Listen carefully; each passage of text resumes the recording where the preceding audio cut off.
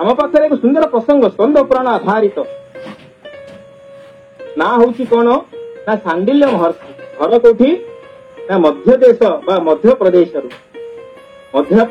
आसी इच्छा प्रकाश करिसेंती महाप्रभु श्री जगन्नाथ को दर्शन करियो सांगरे जड़े गृही अच्छा सांगरे निजर सकुटुंब शिष्य प्रशिष्य सहित समवेत होई क्षत्रिय जड़े ब्राह्मण अतीव पंडित समस्ते दिन पर दिन बीती जाइए नीलाचल अभिमुखे समस्ते यात्रा करुछंती किछि दिन पर सेमाने आसी पहुंची श्रीक्षेत्र धाम रे जेतेबेले पहुंचुछंती एई भली भाबरे जगमोहन देई जेतेबेले महाप्रभु श्री जगन्नाथ को से दर्शन करिसंती सेही समय भावगदगद होइछंती घंटा कहाली हरिबोल हुलहुली जय जयकार घोषरे प्रकंपित होउछि श्रीमंदिर शिवस्य खंडशाल कह कह नादरे सबुआड़े कहल चहल लागिछि आनंद विभोर भक्त माने चाहि महाप्रभु श्री जगन्नाथ को दर्शन करुछंती जेतेबेले सांडिल्य महर्षि अनेई देइछन्ति महाप्रभु आड़ को देखुछंती अति सुंदर चतुर्धामूर्ति विराजमान करि अछंती आउ मने मने भावुछंती ये चतुर्धामूर्ति भितरे सतेवा निखिल चराचर विश्व ब्रह्मांडर सृजन पालन संहार समस्त रहस्य आत्म प्रकाश करि अछंती हाथ नाही पाद नाही तथापि से पूर्ण ब्रह्म कोटि कोटि कंदर्पकु सभारे आज जिणी जाइछंती आउ तांको किभली भाबरे तांको श्रृंगार किभली भाबरे होईछि ना हृदय तटरे सुशोभित होईछि देवती जुई जाई मालती फुलमाल अति प्रिय तुलसी और दयनार माल रंग अधर खसी पड़ुछि नाली नाली हस काकरे गजमती ललाटरे मणि हिरे सुवर्ण मुकुट कपाल थिया चिता चंदन रेखा आउ कटिले पीत बसन शिवस्त लांछित हृदय तटरे सुशोभित होउछि अनेक सुंदर अति सुगंध भरा सौरभरे परिपूर्ण होइथिबा पुष्पमाल्य जेतेबेले एई भली बेश देखि देइछंती अपूर्व आनंद इहरण खेली जाइछि निज शरीर मध्यरे एही समय भगवान शास्त्रांग प्रणिपात करुअछंती प्रणिपात कला समय देखुछंती हठात जेतेबेले जय विजय अगली रे शास्त्रांग प्रणाम करिछि जेतेबेले लोटी पड़िछंती हठात पंडा पड़ियारी मझिरे से उठी बसिछंती कौन देखुछंती भक्त माने आड़ हो जाउछंती एवं श्री महाप्रसाद रत्नपेदी तलकू बुहा चलीछि श्री बलभद्र सुभद्रा और महाप्रभु जगन्नाथ ठारे लागि हब परम ब्राह्मण पंडित सांडिल्य नासिका टिके कुंचित होई आसिला देखुचंदी कौन ना ये की प्रकार नियम अनंत कोटि ब्रह्मांड नायक जगत पालक महाविष्णु महाप्रभु जगन्नाथ को पात्र अभाव है कि महाप्रभु आज माटी कुड़ुआरे अन्न व्यंजन सामग्री छपन भोगी कही देउछंती महाप्रभु आज माटी उपरे खाद्य ग्रहण करुछंती एई कथाटी सर्वप्रथम मन भितर को आसिला द्वितीय ये एजावत साधारणतः जो माने ब्राह्मण से माने यज्ञ अवशिष्ट अन्न को सेमाने ग्रहण करिथांती किंतु एजावत जेतेबेले निज यज्ञ अवशिष्ट अन्न को से देखी नहांती एटी किए रंधन करुची से विषय में से जानी पारु नहांती मन भितर तांकर धीरे धीरे शंका जात होईछि जेतेबेले शास्त्र अनुसार यज्ञावशेष गृहस्थ मानकर भोजन करने कर्तव्य अन्य द्वारा पाक करा जायथिबा आशंका रे महाप्रभु श्री जगन्नाथ से उच्चिष्ट को से ग्रहण कले ना तेबे केवल निजे ग्रहण कले जेहेतु किए ग्रहण कले सहित आसीथिबा तांकर बंधु परिवार वर्ग तांकर शिष्य प्रशिष्य एमाने केही मध्ये आउ ग्रहण कले नाही तेबे मने मने भाबुछंती जे मंदिर दान उपरे निर्भरशील ब्राह्मण मानक द्वारा एई जो संस्कृतित होइथिबा अन्न कदापि देवयोग्य होई न पारे अतः एही नैवेद्य अन्न जेतेबेले देवता मानकु देवता मानक पई अयोग्य सेतेबेले यह मो पई निश्चित भावरे अग्राह्य अटे यह को मु कदापि आ ग्रहण करि परिबे ना एई भली शंकारे एई कथा विवेचना करी महाप्रभु जगन्नाथ देवंक निवेदित अन्न ଗ୍ରହଣ ନ କରିବା ହେତୁ ସେ ତାଙ୍କର ଅନୁବର୍ଗ ମାନେ ଅନୁଚର ମାନେ ମଧ୍ୟ ଗ୍ରହଣ କଲେ ନାହିଁ। ତେବେ ତାର ପରିଣାମ ସ୍ୱରୂପ କଣ ହେଇଛି? ତତଃ ସ ବ୍ୟାଧି ସମଗ୍ନ ବିହଳି ଭୂତ ବିଗ୍ରହ ସକୁଟୁମ୍ବୋ ଭବନ ମୁଖୋ ଭଗବଦ୍ରୋହ ସଂଯୁତ। ଯେତେବେଳେ ମହାପ୍ରସାଦଙ୍କର ଅବମାନନା ହୋଇଛି, ଭଗବାନଙ୍କ ନିକଟରେ ଅପରାଧ ହୋଇ ଏ ବ୍ରାହ୍ମଣ ଅନୁଚର ବର୍ଗଙ୍କ ସହିତ ଭୟଙ୍କର ବ୍ୟାଧିଗ୍ରସ୍ତ ହୋଇଗଲେ। ସତରେ ଏଇ ଯୋଉ ମହାପ୍ରସାଦ, ଏ ନୀଳାଚଳ ଧାମର ପ୍ରତ୍ୟେକ ତଥ୍ୟ, ପ୍ରତ୍ୟେକ ତତ୍ତ୍ୱ ଏବଂ ମହାପ୍ରଭୁ ଜଗନ୍ନାଥ ସେଠି ଯାହା ଆଚରିତ ବା ଆଚରଣ କରିଥାନ୍ତି ତାହା ହିଁ ଶାସ୍ତ୍ର ନିର୍ଯାସ ବା ବେଦର ମଧ୍ୟ ସିଏ ହଉଛି ନିର୍ଯାସ, ସମସ୍ତ ଶାସ୍ତ୍ରର ସିଏ ହଉଛି ମୁଖ୍ୟ, ତାର ସାରାଂଶ। ଏଇ କଥା ଆଜି ଭୁଲି ଯାଇଛନ୍ତି ସାଣ୍ଡିଲ୍ୟ ମହର୍ଷି, ଯାହା ଦ୍ୱାରା କି ତାଙ୍କର ଯୋଉ ମହାପ୍ରସାଦ ଛୁଆଁ ଅଛୁଆଁ, ଜାତି ଅଜାତି, ଜାତି ଧର୍ମ ବର୍ଣ୍ଣ ନିର୍ବିଶେଷରେ ପ୍ରତ୍ୟେକ ସେଇ ମହାପ୍ରସାଦକୁ ସେବନ କରି ମୁଣ୍ଡରେ ବୋଳୁଛନ୍ତି। ଏଇ ଦୃଶ୍ୟ ସେ ଯେତେବେଳେ ଦେଖିବାକୁ ପାଇଛନ୍ତି ଆନନ୍ଦ ବଜାରରେ, ତାଙ୍କର ନିଷ୍ପତ୍ତି ଆହୁରି କଠୋର ହୋଇଗଲା ଏବଂ ସିଏ ଆଉ ମହାପ୍ରସାଦ ନ ପାଇ ଫେରି ଆସିଛନ୍ତି ଗୋଟିଏ ମଠକୁ, ଯୋଉଟା ସମସ୍ତେ ସେଥିରେ ଅବସ୍ଥାପନ କରିଛନ୍ତି। ସମସ୍ତେ ନିଜେ ନିଜେ ରୋଷେଇ କରି ନିଜ ହାତରନ୍ଧା ସମସ୍ତେ ଖାଇ ଆଶ୍ରମରେ ସେମାନେ ବିଶ୍ରାମକୁ ନେଇଛନ୍ତି। ଏଇ ସମୟରେ କିନ୍ତୁ ହେଇଛି କଣ? ଓ ଏକ ଅଚିହ୍ନା ବ୍ୟାଧି ହଠାତ୍ ଅଚିହ୍ନା ବ୍ୟାଧି ଏ କାହୁଁ ହେଲା ଉପସ୍ଥିତ, ବ୍ରଣ ପୀଡ଼ା ଯୋଗେ ଚଳୁ ନାହିଁ ଗୋଡ଼ ହାତ। ତେଣୁ ଯୋଉ ମହାପ୍ରସାଦଙ୍କର ମହିମା ଏଭଳି, ତାହାକୁ ଅବମାନନା କରି ଆଜି ସାଣ୍ଡିଲ୍ୟଙ୍କ ସହିତ ସମସ୍ତେ ଆଜି ବ୍ୟାଧିଗ୍ରସ୍ତ ହୋଇଛନ୍ତି। ଯେତେବେଳେ କୌଣସି କାରଣ ଜାଣିପାରି ନାହାନ୍ତି ସାଣ୍ଡିଲ୍ୟ ମହର୍ଷି, ସମସ୍ତେ ତ ଭଲ ଥିଲେ, ହଠାତ୍ ଏମିତି କଣ ହେଇଗଲା? ମନେ ମନେ ଭାବୁଛନ୍ତି ମୁଁ କଣ ଏମିତି ଅଧର୍ମ କରିଲି, କଣ ଏମିତି ପାପ କରିଲି? କୌଣସି ପ୍ରକାର ଆଜି ପର୍ଯ୍ୟନ୍ତ ଶାସ୍ତ୍ରର ବିପରୀତ, ଶାସ୍ତ୍ରର ପ୍ରତିକୂଳ ଆଚରଣ ମୁଁ କରିନାହିଁ। ଯାହା ବି କରିଛି ଶାସ୍ତ୍ରୀୟ ନିର୍ଦ୍ଦେଶ ଅନୁସାରେ ମୋ ଜୀବନକୁ ମୁଁ ଚଳେଇଛି, ଶାସ୍ତ୍ରୀୟ ଅନୁସାରେ ମୁଁ ପ୍ରଭୁଙ୍କର ପୂଜନ କରିଛି, ଶାସ୍ତ୍ରୀୟ ବିଧି ଅନୁସାରେ ମୁଁ ସବୁ କିଛି କରିବା ସତ୍ତ୍ୱେ ମୋ ସହିତ ଏମିତି କାହିଁକି ହେଲା? ମନ ମନେ ଏଇ ସବୁ କଥା ଭାବୁଛନ୍ତି। ଏଇଭଳି ଭାବରେ ଭାବି ଭାବି ଯେତେବେଳେ 3 ଦିନ ସେ ରାତ୍ରି ଯାପନ କରୁଛନ୍ତି, ସେଇ ସମୟରେ କୌଣସି ପ୍ରକାର କଥା ସେ ଜାଣିପାରୁନାହାନ୍ତି। ତାପରେ ଭଗବାନଙ୍କୁ ସିଏ ଧ୍ୟାନ କରୁଛନ୍ତି, ସ୍ତୁତି କରୁଛନ୍ତି, କହୁଛନ୍ତି ହେ ପ୍ରଭୁ, ମୁଁ କେତେବେଳେ ହେଲେ କାୟ ମନ ବାକ୍ୟରେ ଆପଣଙ୍କର ଧର୍ମଶାସ୍ତ୍ରକୁ ଅତିକ୍ରମ କରି ମୁଁ ଅର୍ଥ ସାଧନ କରିନାହିଁ, କାମ ପ୍ରବୃତ୍ତିରେ ମୁଁ ସେଥିରେ ବ୍ୟସ୍ତ ହୋଇନାହିଁ। ମୁଁ ଆପଣଙ୍କର ଦର୍ଶନ ରୂପ ଦାବାନଳରେ ବହୁ ଜନ୍ମର ସଞ୍ଚିତ ପାପ ରାଶିକୁ ଦଗ୍ଧ କରିଛି, ଆଉ ଖାସ କରି ଆପଣଙ୍କ ଦର୍ଶନ ଯେ କରିସାରିଛି ତା ପ୍ରତି ଏତେ କଷ୍ଟ, ତା ପ୍ରତି ଏତେ ନିର୍ଦ୍ଦୟତା କାହିଁକି ପ୍ରଭୁ? ଅନେକ କଥା, ଅନେକ ବ୍ୟାକୁଳତା ମନ ଭିତରେ, ଅନେକ ପ୍ରଶ୍ନ ଅଛି।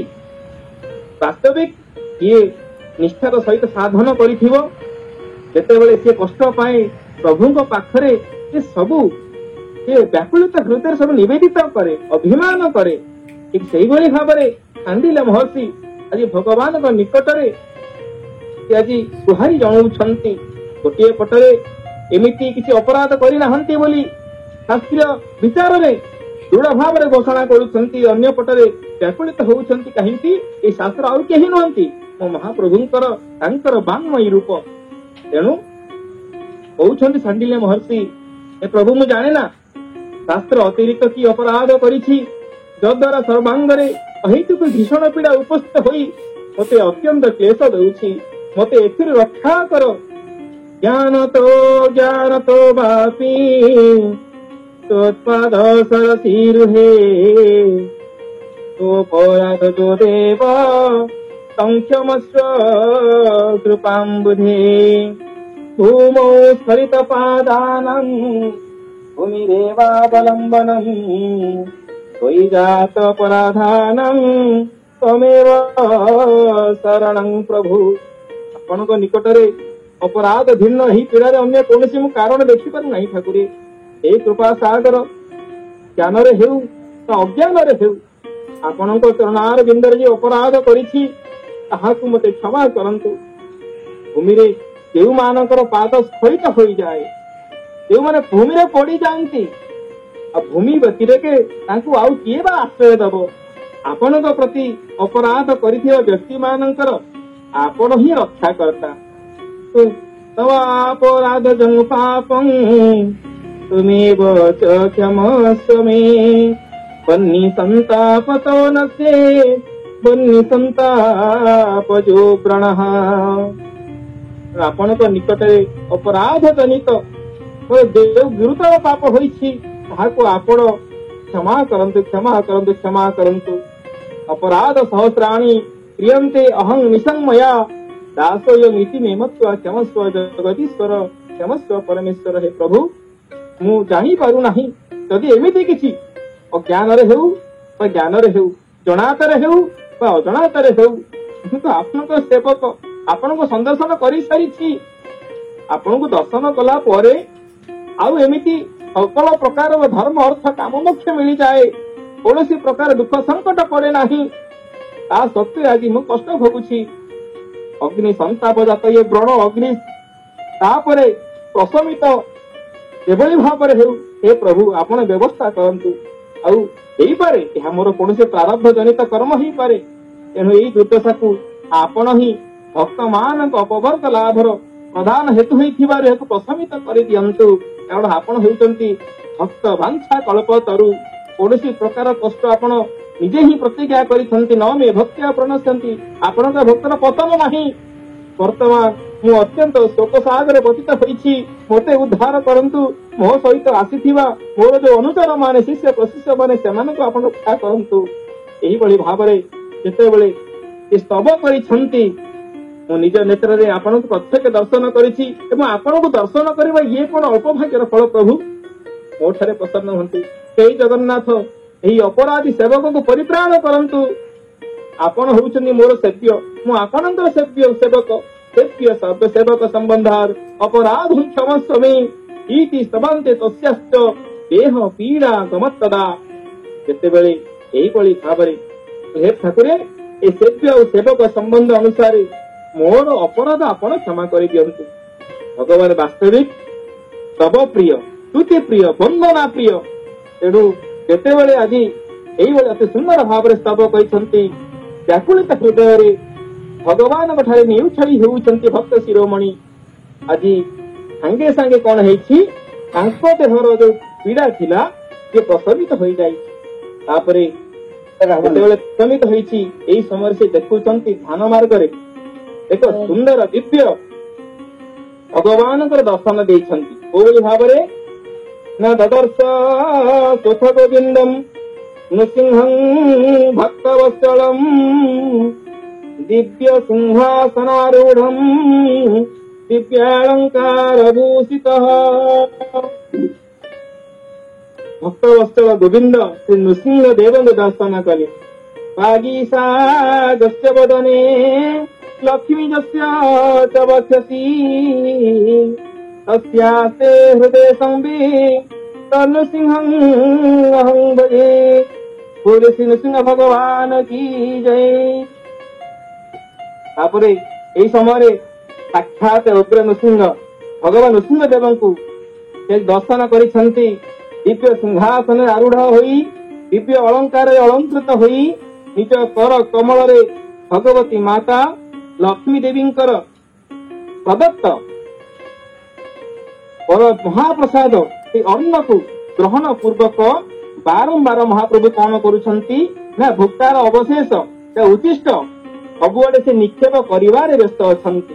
ଆଉ କଣ ଦେଖୁଛନ୍ତି, ଯାବଦත්තଂ ବସ୍ତୁ ଜାତଂ ତାପଦସ୍ନନ୍ତମସ୍ୱରଂ ବିଳାସ ସସ୍ମିତା ପାଙ୍ଗମ୍ ହସ୍ତେ ଲକ୍ଷ୍ମ୍ୟା ପବର୍ଜିତମ୍।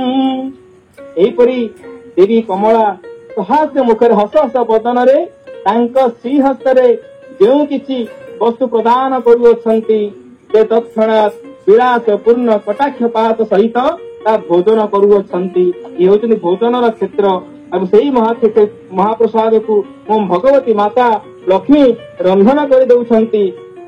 ଜଗଧାତ୍ରୀ ଲକ୍ଷ୍ମୀ ଦେବୀ ସ୍ୱୟଂ ଶ୍ରୀହସ୍ତରେ ପାକ କରନ୍ତି ସଂସ୍କୃତ ବୈଷ୍ଣବ ଧୀରେ। ବହୁ ମନ୍ୱନ୍ତର ଯୁଗ ଅତୀତ ହେଲାଣି ଭୋଜନ କରୁଅଛନ୍ତି ପ୍ରଭୁ ଚକ୍ର ପାଣି। ତେଣୁ ଭଗବତୀ ମାତା କମଳା ରନ୍ଧନ କରିଦେଉଛନ୍ତି। ଅତି ଆନନ୍ଦ ସହକାରେ ଭଗବାନ ସିଂହଦେବ ଆଉ ଭୋଜନ କରୁଅଛନ୍ତି ଏବଂ ଉଚ୍ଚିଷ୍ଟକୁ ଭକ୍ତମାନଙ୍କ ଭିତରେ ପ୍ରଭୁ ବିତରଣ କରିଦେଉଛନ୍ତି। ତାପରେ ଯେତେବେଳେ ଛାଣ୍ଡିଲେଇ ଦୃଶ୍ୟ ଦେଖି ଦେଇଛନ୍ତି, ତାଙ୍କୁ ନିରୀକ୍ଷଣ କରି ଅତ୍ୟନ୍ତ ବିସ୍ମୟାପନ୍ନ ହେଲେ ଏବଂ ମହାପ୍ରସାଦ ଗ୍ରହଣ ନ କରିଥିବା ଫଳରେ ନିଜ ଯେଉଁ ଅପରାଧ ହୋଇଛି ତାହାକୁ ଏବେ ସେ ବୁଝିପାରିଲେ। ଏହି ସମୟରେ ବୁଝିପାରିନଥିଲେ, ପ୍ରଭୁ ମୁଁ ଜାଣିପାରିଲି ନାହିଁ ଏମିତି କୌଣସି ଶାସ୍ତ୍ର ବିରୁଦ୍ଧ କର୍ମ କରିନି, ମୋର ଏମିତି କଣ ଅପରାଧ ହେଲା ଯେ ମତେ ଏଇ କଷ୍ଟ ଭୋଗିବାକୁ ପଡିଲା। ତେବେ ଯେତେବେଳେ ଭଗବାନ ସାକ୍ଷାତ ଦେଖେଇ ଦେଲେ ତୁମେ ଏଇ ମହାପ୍ରସାଦକୁ ଅବମାନନା କରିଛ, ସାଙ୍ଗେ ସାଙ୍ଗେ ବୁଝିପାରିଛନ୍ତି। ପୁନରାୟ ସେ ସ୍ତବ କରିବାକୁ ଲାଗିଲେ। ସ୍ୱାହଂ ପ୍ରାଦେଶିକୋ ପ୍ରାଜ୍ଞ ସର୍ବଜ୍ଞାନ ନିଧିର୍ ଭବାନ୍ ତ୍ୱଂ ମହତ୍ ଅହଙ୍କାର ଭୂତ ତତ୍ତ୍ୱ ବିସର୍ଜକଃ ତନ୍ମାୟା ମୂଢ଼ ମନସ ଜାନିମଃ କଥମିଷତେ ନିରକୁଶା ଅନିର୍ବାଚ୍ୟାମ୍ ଇଚ୍ଛାଂ ସୃଷ୍ଟି ଲୟାତ୍ମିକାମ୍। କହିଲେ ପ୍ରଭୁ ମୁଁ ତ ଜ୍ଞାନହୀନ, ଆପଣ ହଉଛନ୍ତି ସର୍ବଜ୍ଞାନର ନିଧି ଏବଂ ମୁଁ ତ ବିଭିନ୍ନ ପ୍ରକାର ବିଷୟ କାମନାରେ ଜଡିତ। ଆପଣଙ୍କ ମାୟାରେ ମୋ ଭଳି ମୂଢମତି ଆପଣଙ୍କର ଇଚ୍ଛାକୁ କିଭଳି ଭାବରେ ଜାଣିପାରିବ? ତେଣୁ ଏଇଭଳି ଭାବରେ ଯେତେବେଳେ ସ୍ତବ କରିଛନ୍ତି ସେତେବେଳେ ବ୍ରାହ୍ମଣ ଭଗବାନ କଣ କରୁଛନ୍ତି? ଭଗବାନ ନୃସିଂହ ଦେବ ସେଇ ଉଚ୍ଚିଷ୍ଟ ହସ୍ତ ଦ୍ୱାରା ଭୁକ୍ତା ଅବଶେଷକୁ ବା ପ୍ରସାଦ ଅର୍ଣ୍ଣକୁ ଖାଣ୍ଡିଲ୍ୟଙ୍କ ସର୍ବାଙ୍ଗରେ ସିଞ୍ଚନ କରିଦେଲେ। ଯେତେବେଳେ ସିଞ୍ଚନ କରିଦେଇଛନ୍ତି ଏଇ ସମୟରେ କଣ ହେଇଛି? ବ୍ରାହ୍ମଣ ଅମୃତ ଅଭିଷେକ ତୁଲ୍ୟ ସେ ଉଚ୍ଚିଷ୍ଟ ଯେତେବେଳେ ସେ ମାର୍ଜନ କରିଦେଇଛନ୍ତି, ସାଙ୍ଗେ ସାଙ୍ଗେ ତାଙ୍କର ଯୋଉ ପୂର୍ବ ଅବସ୍ଥା ଥିଲା ପରମ ସୌନ୍ଦର୍ଯ୍ୟ ସମ୍ପନ୍ନ ଦିବ୍ୟ ଦେହରେ ଆନନ୍ଦ ସହିତ ଶୋଭାୟମାନ ହେବାକୁ ଲାଗିଲେ। ଆଉ ଏହି ସମୟରେ ପୁରୁଷୋତ୍ତମ କ୍ଷେତ୍ରରେ ଆଜି ସାଣ୍ଡିଲ ବୁଝିପାରୁଛନ୍ତି ଏଠି ମହାପ୍ରଭୁ ଜଗନ୍ନାଥ ଯାହା ବି ଆଚରଣ କରିଥାନ୍ତି ତାହା ହଉଛି ଶାସ୍ତ୍ରର ନିର୍ଯାସ। ସାଧାରଣ ଧର୍ମଶାସ୍ତ୍ରମ୍ କ୍ଷେତ୍ରେସ୍ମିନ୍ ବିଚାର୍ଯ୍ୟତେ ଅୟନ୍ତୁ ପରମ ଧର୍ମ ଯୋ ଦେବେନ ପ୍ରବର୍ତ୍ତିତଃ ଆଚାର ପ୍ରଭବ ଧର୍ମ ଧର୍ମସ୍ୟ ପ୍ରଭୁରକ୍ଷିତଃ ଇଥଂ ସଞ୍ଚିନ୍ତୟନ ବିପ୍ର କୁଟୁମ୍ବାର୍ଥେ ବଶେଷିତମ୍। ଏହି ପୁରୁଷୋତ୍ତମ କ୍ଷେତ୍ରରେ ସାଧାରଣ ଧର୍ମଶାସ୍ତ୍ର ଅନୁଯାୟୀ ବିଚାର କରିବା କର୍ତ୍ତବ୍ୟ ନୁହେଁ। କାହିଁକି ନା ଏହି ସ୍ଥାନରେ ସାକ୍ଷାତ ମହାପ୍ରଭୁ ଦେବ ଦେବ ଜଗନ୍ନାଥ ଯାହା ଯେଉଁ ଧର୍ମ ପ୍ରବର୍ତ୍ତନ କରିଛନ୍ତି ତାହା ହଉଛି ପରମ ଧର୍ମ, ତାହା ହଉଛନ୍ତି ବେଦାନ୍ତର ନିଷ୍କର୍ଷ। ଏବଂ ଏହି ଧର୍ମ କିଭଳି ଭାବରେ ଆସେ ନା ଉତ୍କୃଷ୍ଟ ଆଚରଣରୁ ଆସେ। ଏହି ଧର୍ମର ପ୍ରଭୁ ହଉଛନ୍ତି ସାକ୍ଷାତ ଭଗବାନ ନାରାୟଣ। ତେଣୁ ଖାଣ୍ଡିଲ ବିପ୍ଳବର ମନେ ମନେ ଏଇ କଥା ଚିନ୍ତା କରି ନିଜ ଅନୁଚର ମାନଙ୍କ ନିମିତ୍ତ କଣ କଲେ? ନିଜ ମୂର୍ତ୍ତିରେ ଅବଶିଷ୍ଟ ମହାପ୍ରସାଦକୁ ଧାରଣ କରି ଯେତେବେଳେ ଉଦ୍ୟମ କରୁଥିବା ସମୟରେ ଧ୍ୟାନ ଭଙ୍ଗ ହେଇଗଲେ। ଏସବୁ ଧ୍ୟାନ ମାଧ୍ୟମରେ ସେ ଦେଖୁଛନ୍ତି, କିନ୍ତୁ ବାସ୍ତବିକ ତାହା ତାଙ୍କ ସହିତ ହୋଇଛି। ଏବଂ ଯେତେବେଳେ ଧ୍ୟାନ ଭଙ୍ଗ ହେଇଗଲା ହଠାତ୍ ସେ ଅତିଶୟ ବିସ୍ମୟ ହୃଦୟରେ ଏ ସ୍ୱପ୍ନ ବିଷୟରେ ଚିନ୍ତା କରିବାକୁ ଲାଗିଛନ୍ତି। ଏବଂ ବ୍ରାହ୍ମଣ ନିଶ୍ଚୟ କଲେ ମୁଁ ଏବେ ସେ ପରମ ଅଦ୍ଭୁତ ନୈବେଦ୍ୟ ଭୋଜନର ମହାତ୍ମ୍ୟ ନ ଜାଣି ଭଗବାନଙ୍କୁ ଯେ ଅବଜ୍ଞା କରିଛି, ଏହା ହିଁ ହଉଛି ମୋର ଅପରାଧ। ତାପରେ ସେଇ ମହାପ୍ରସାଦକୁ ନେଇ ନିଜ ଶରୀରରେ ଯୋଉ ମହାପ୍ରସାଦ ଭଗବାନ ବଳି ଦେଇଥିଲେ ସେ କଣ କରୁଛନ୍ତି? ସେ ମହାପ୍ରସାଦ ନିଜ ଶରୀରରୁ ତାକୁ ନେଇ ନିଜ ଅନୁଚର ମାନଙ୍କ ଶରୀରରେ ନିଜ କୁଟୁମ୍ବ ସମସ୍ତ ସଦସ୍ୟ ମାନଙ୍କ ଶରୀରରେ ସେ ଲେପନ କରିବାକୁ ଲାଗିଲେ, ମାର୍ଜନ କରିବାକୁ ଲାଗିଲେ। ତାପରେ ହେଇଛି କଣ? ତତ ସର୍ବେ ନିରୁଜାସ୍ତେ ଦୁବାକ୍ୟା ଦୁଷ୍ଟ ମାନସାଃ ପୁନର୍ଜନ୍ମ ମନ୍ୟମାନ ସଂସୁ କ୍ଷେତ୍ରମୁତ୍ତମମ୍। ତାପରେ ସମସ୍ତେ ରୋଗ ଶୂନ୍ୟ ଏବଂ ପୁନର୍ବାର ବାକ୍ ଶକ୍ତି ଲାଭରେ ସନ୍ତୁଷ୍ଟ ହୋଇ ଏପରି ନିଜର ପୁନର୍ଜନ୍ମ ହୋଇଗଲା ଭାବି ଏହି ଉତ୍ତମ କ୍ଷେତ୍ରର ପ୍ରଶଂସା କରିବାକୁ ଲାଗିଲେ। ନାସ୍ୟସ୍ୟ ସଦୃଶଂ କ୍ଷେତ୍ରମ୍ ସପ୍ତ ଦ୍ୱୀପାବନୀ ତଳେ ଯତ୍ର ସ୍ୱୋଚ୍ଛିଷ୍ଟ ଦାନେନ ପାପାନ ମୋଚୟତେ ନରାଣ। ଏଇଠୁ ମନେ ମନେ ସେଇଠୁ ଘୋଷଣା କରୁଛନ୍ତି, ଦୃଢ କଣ୍ଠରେ ସେଇ କଥାକୁ ସ୍ୱୀକାର କରୁଛନ୍ତି, ଯେଉଁ ସ୍ଥାନରେ ଭଗବାନ ନିଜ ଉତ୍ତିଷ୍ଠ ଦାନ ଦ୍ୱାରା ପାପରୁ ନରମାନଙ୍କୁ ମୁକ୍ତ କରୁଅଛନ୍ତି, ସପ୍ତଦ୍ୱୀପ ସମନ୍ୱିତ ପୃଥିବୀ ପୃଷ୍ଠରେ ସେଇ ପୁରୁଷୋତ୍ତମ କ୍ଷେତ୍ର ତୁଲ୍ୟ ପୁଣ୍ୟ କ୍ଷେତ୍ର ନାହିଁ। ପୁରୁଷୋତ୍ତମ ସାଦୃଶ୍ୟ କ୍ଷେତ୍ରଂ ପରମ ଦୁର୍ଲଭମ୍ ଯଥା ସ୍ୱର୍ଗସ୍ଥ ଭୋଗସ୍ଥ ମୁକ୍ତି ଶୈବ କରେ ସ୍ଥିତା। ଯେହେତୁ এই ক্ষেত্রে স্বর্গ ভোগ মুক্তি করতলগত, অতএব এই পুরুষোত্তম তুল্য পুণ্য ক্ষেত্র যে পরম দুর্লভ এଥିରେ সন্দেহ ନାହିଁ। ତେଣୁ এইଭଳି ଭାବରେ ଅନେକ এই କ୍ଷେତ୍ରର ମହାତ୍ମ୍ୟ ବର୍ଣ୍ଣନା କରିଛନ୍ତି। କେବଳ ସେତିକି ନୁହେଁ, ମହାପ୍ରଭୁ ଜଗନ୍ନାଥଙ୍କର ମହିମା, এই କ୍ଷେତ୍ରର ମହିମା ଏବଂ କିଭଳି ଭାବରେ ଏହି ମହାପ୍ରସାଦ ସେବନ କଲେ ମୁକ୍ତି କରତଳଗତ ହୋଇଥାଏ, এই କଥା ନିଜେ ସ୍ୱୀକାର ମଧ୍ୟ କରିଛନ୍ତି। ତାପରେ ଆନନ୍ଦ ସହକାରେ ପରସ୍ପରକୁ ମହାପ୍ରସାଦ ଖୁଆଇଛନ୍ତି। ଇଏ ସେଇ ପ୍ରସଙ୍ଗ ସାଣ୍ଡିଲ୍ୟ ମହର୍ଷିଙ୍କର କଥା। ତେବେ ଆଜି ସମୟ ହେଇଗଲାଣି, ଏତିକିରେ ମୋର ବାଣୀକୁ ମୁଁ ବିରାମ ଦେବି। ପରିଶେଷରେ ଏଇ ମହାପ୍ରସାଦର ଯୋଉ ମହିମାକୁ ଭକ୍ତଟିଏ ଭଗବାନଙ୍କ ନିକଟରେ ପ୍ରାର୍ଥନା କରେ।